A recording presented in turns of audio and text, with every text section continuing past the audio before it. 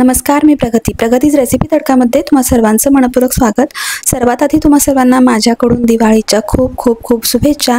तर दिवाळी स्पेशलमध्ये आज आपण बनवतोय मस्त अशी भाकरवडी। तर ही भाकरवडी साधीसुधी नाही, ही आहे कोल्हापूरची स्पेशल भाकरवडी। तर तिकडे याला भाकरवडी न म्हणता तिथे बोलतात मसाला वडी किंवा वड्या किंवा मग पुडाच्या वड्या। इथे नॉर्मली वडी असा शब्द न उच्चारता वड्या असं बोललं जातं। तर ह्या वड्या माझी मावशी खूप सुंदर बनवायची। ती आता या जगात नाही आहे, पण तिची आठवण म्हणून हा व्हिडिओ मी तुमच्यासोबत शेअर करत आहे। तिची जी वडी आहे ती मला खूप आवडायची। लहान असताना मी फराळातले तिच्या वड्या पटकन उचलायचो, तर खूप छान लागायचे। तर सेम रेसिपी तुमच्यासोबत शेअर केलेली आहे। इथे मी भाकरवडीसाठी या एकाच वाटीच्या मापाने सर्व साहित्य घेतलेलं आहे। इथे आपण 2 कप मैदा आणि 2 कप चण्याच्या डाळीचं पीठ घेतोय। अशा प्रकारे मेजरिंग कप असेल तर त्यांनी सुद्धा मेजर करून तुम्ही घेऊ शकता। कोथिंबीर छान धुवून सुकवून घेतलेली आहे। अगदी वाटीवर कोथिंबीर बारीक चिरून घ्यायची आहे सुकवून। त्यानंतर इथे 1 चमचा बारीक चमचा गरम मसाला, आपण इथे 1 मोठा चमचा खसखस घेतोय, तीळ 2 ते 3 चमचे हिंग घेतोय आणि हा आहे आमची कोल्हापूरची चटणी, म्हणजे जो कांदा लसूण मसाला तुम्ही बोलता त्याला कोल्हापूरमध्ये चटणी बोललं जातं। तर ती घेतलेली आहे आणि इथे मिरची पावडर सुद्धा आपण घालणार आहोत। सुकं खोबरं याच वाटीने 2 वाटी घेतलंय। थोडंसं बारीक असं खिसणीने खिसून घ्यायचं आहे, कारण याला सर्व इंग्रेडियंट्स आपल्याला बारीक हवे आहेत। आणि इथे आपण भरपूर लसूण आणि थोडासा अद्रक या प्रमाणामध्ये ही अशी जाडसर थोडीशी पेस्ट करून घेतलेली आहे। सर्वात आधी आपल्याला हे पीठ जे आहे ते एकत्र करून घ्यायचं आहे। त्यातच आता हिंग घालायचं आहे, थोडीशी हळद घालायची आहे, अगदी थोडीशी लाल तिखट आणि त्यावरच हा आमची घाटी मसाला किंवा आमच्या कोल्हापूरची चटणी आणि चवीनुसार मीठ घालायचं आहे। इथे आपण कडकडीत तेलाचं मोहन घेतोय। तर 4 वाटी पिठाच्या हिशोबाने इथे मी 3 मोठ्या पळी, आपल्या तेलाच्या ज्या पळी असतात त्याने 3 मोठ्या पळी घेतलेल्या आहेत, म्हणजे साधारण 6 चमचे छोटे पोहे खायचा चमचा होतो। ते सर्व मोहन कडकडीत या पिठावर घालायचं आहे। त्या अगोदर आपण जे पिठामध्ये सर्व जिन्नस मिक्स केले ते छान असे एकत्र करून घेऊ आणि आता कडकडीत तेलाचं मोहन याच्यावर घालायचं आहे। तेलाचं मोहन घातल्याच्या नंतरच इतका सुंदर सुवास सुटलेला आहे, कारण इथे जे आपण कोल्हापुरी चटणी म्हणजे कांदा लसूण मसाला ज्याला म्हणतो, ती कोल्हापूरमध्ये त्याला चटणी बोललं जातं, तर त्याचा सुवास फार सुंदर असतो। तर इथे तो घातल्यामुळे त्याच्यावर तेल ओतल्यामुळे फार छान असा सुवास येतो। आता थोडंसं मी गरम असताना तेल थोडं चमच्याने मिक्स करून घेतलं आणि त्यानंतर आपण हाताच्या साहाय्याने या पिठाला हे जे आपण तेलाचं मोहन घातलंय ते सर्व अगदी व्यवस्थित लावून घ्यायचं। मोहन चांगलं लागलेलं असेल सर्व बाजूनी तरच आपली जी वडी आहे ती सुंदर होते। तर याला कोल्हापूरमध्ये स्पेशली मसाला वडी किंवा पुडाची वडी म्हणत नाही, नॉर्मली वड्याच बोलतात, तर असं बोललं जातं। तर तीच रेसिपी मी आज तुमच्यासोबत शेअर करत आहे।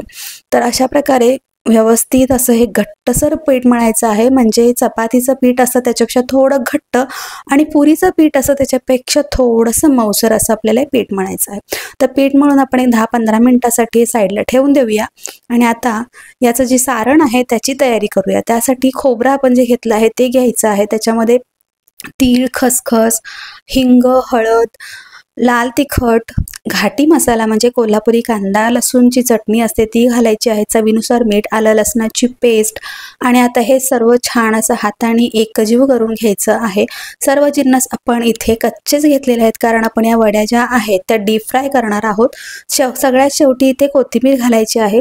थोडंसं मला जाडसर असं सारण वाटलं म्हणून मी मिक्सरमध्ये अगदी पल्स मोडवर एकदाच फक्त फिरवून घेतलं। तुम्ही पाहू शकता दोन्हीमध्ये कितीतरी फरक आहे, त्यासाठी अगदी थोडंसं एकदाच पल्स मोडवर फक्त एकदा ऑन ऑफ करून घ्यायचं आणि अशा प्रकारे एकसारखं आपलं सारण तयार झालेलं आहे। त्याला थोडंसं असं ओलसरपणा सुद्धा आलेला आहे, त्यामुळे आपल्याला वडीला जेव्हा हे सारण लावतो तेव्हा अगदी चिकटायला मदत होते। तुम्ही पाहू शकता छान अशी मोठी वळतीये। तर पीठ मळूनही आपल्याला अगदी 15 मिनिटं झालेली आहेत। पीठ मळताना अगदी थोडं थोडं पाणी घेऊनच मळायचं आहे, त्यामुळे पीठ आपलं चांगलं मळलं जातं, जसं आपल्याला पाहिजे तसं मळलं जातं। तर या पिठाचे साधारण मी एवढ्या साईजचे 8 ते 9 गोळे बनवून घेतलेले आहेत आणि याचे आपल्याला आता पातळ अशी चपाती जशी लाटतो तसं लाटायचं आहे। थोडंसं आपल्याला इथे मैद्याचा हात लावायचा आहे, थोडासा मैदा लावायचा आहे, कारण काय होतं ह्याच्यामध्ये आपण बेसन आणि मैदा एकत्र घेतलेला आहे, म्हणजे सेम प्रमाणात घेतल्यामुळे कणिक जी आहे ती पोळपाटला चिकटते। त्यासाठी थोडासा मैदा, सुका मैदा लावून अशा प्रकारे अगदी पातळ, जेवढी होईल तेवढी पातळ ही पोळी लाटून घ्यायची आहे। अशा प्रकारे मी इथे व्हिडिओमध्ये तुम्हाला दाखवलेलं आहे, साधारण एवढी पातळ, म्हणजे आपली घडीची पोळी असते तितकी पातळ आपल्याला ही पोळी लाटून घ्यायची आहे। तुम्ही पाहू शकता अशा प्रकारे सर्व पोळ्या लाटून घ्यायच्या आहेत आणि त्याच्यावर थोडंसं असं ब्रशनी किंवा हाताच्या सहाय्याने तुम्ही याला सर्व बाजूनी तेल लावायचं आहे। तेल लावल्यामुळे हे जे सारण आहे ते अगदी सुकं असतं, ते चिकटण्याला मदत होते। तर अशा प्रकारे सारणाची पातळ अगदी लेयर लावायची आहे, अगदी जाडसर लेयर लावायची नाही। जाडसर लेयर लावली तर आपले सर्व जिन्नस सुके असल्यामुळे तेलात जेव्हा आपण ही वडी सोडतो तेव्हा ती फुटून त्यातलं सारण सर्व बाहेर येण्याची शक्यता असते।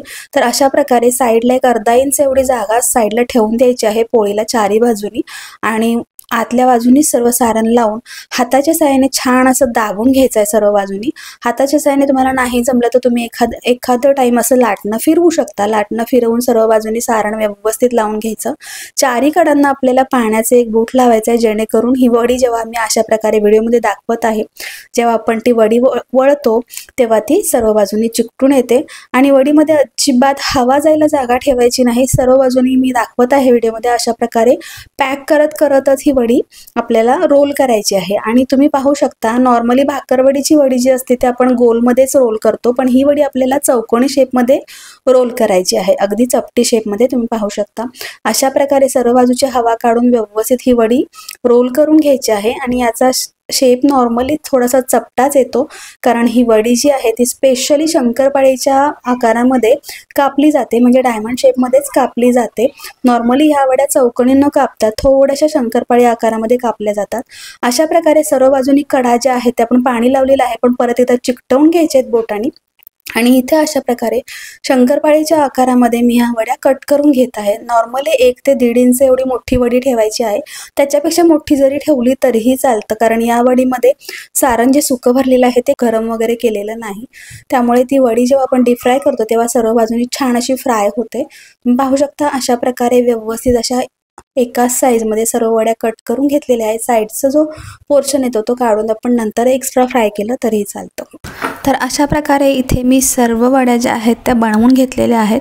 एकदाच सर्व बनवून घेतल्या, कट करून घेतल्या आणि त्यानंतर आपण फ्राय करायच्या आहेत। तर अशा प्रकारे तुम्ही पाहू शकता हा रोल थोडासा मी मोठा बनवला होता, हा शेवटचा रोल होता। तर अगदी छान मस्त अशा मोठ्या मोठ्या वड्या याच्या बनवून तयार झालेल्या आहेत। नॉर्मली याला वड्याच बोलतात कोल्हापूरमध्ये, त्यामुळे मीही वड्याच बोलतेय। तर इथे आता आपण या वडी ज्या आहेत ते तळून घ्यायच्या आहेत। तळण्यासाठी तेल अगदी हाय टू मीडियम फ्लेमवर अगदी छान कडकडीत गरम करून घ्यायचं। त्यानंतर आपण गॅसची फ्लेम मीडियम ठेवायची आणि या वड्या ज्या आहेत त्या तळून घ्यायच्या आहेत। मीडियम फ्लेमवरच या सर्व वड्या तळायच्या आहेत, कारण त्या आतपर्यंत तळल्या गेल्या पाहिजेत।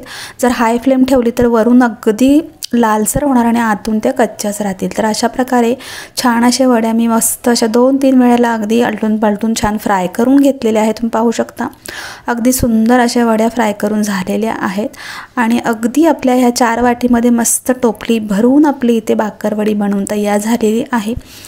तर अगदी तुम्हाला मी ते तोडूनही दाखवत आहे, मस्त क्रिस्पी आणि आतून मस्त खमंग खुसखुशीत अशा ह्या वड्या बनवून तयार होतात आणि अजिबात तेल पियत नाहीत। माझ्या हाताला तुम्ही पाहू शकता अजिबात तेल लागलेलं नाही।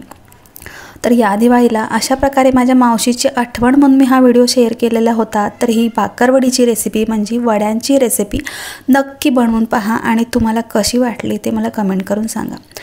तुम्ही माझ्या चॅनलला सबस्क्राईब केलं नसेल तर सबस्क्राईब करा, लाईक करा, शेअर करा आणि बेल आयकॉनही प्रेस करा, जेणेकरून अशा प्रकारचे नवीन नवीन व्हिडिओ जेव्हा मी अपलोड करत असते तेव्हा त्याचे नोटिफिकेशन तुम्हाला मिळत जाईल। तर पुन्हा भेटूया अशाच एका मस्त रेसिपीसोबत, तोपर्यंत धन्यवाद।